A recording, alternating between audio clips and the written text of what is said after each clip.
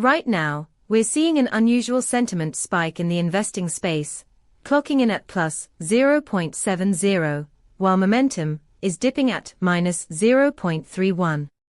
This divergence suggests a growing optimism among investors, even as momentum wanes, a rare scenario. Our API returns detailed sentiment analysis, including sentiment scores and semantic clusters, allowing you to dissect the underlying emotional drivers of investment decisions.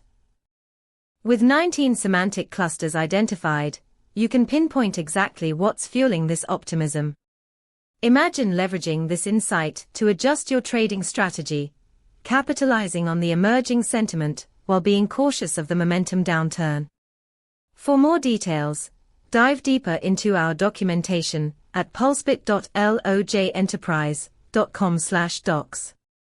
Let's build something insightful together.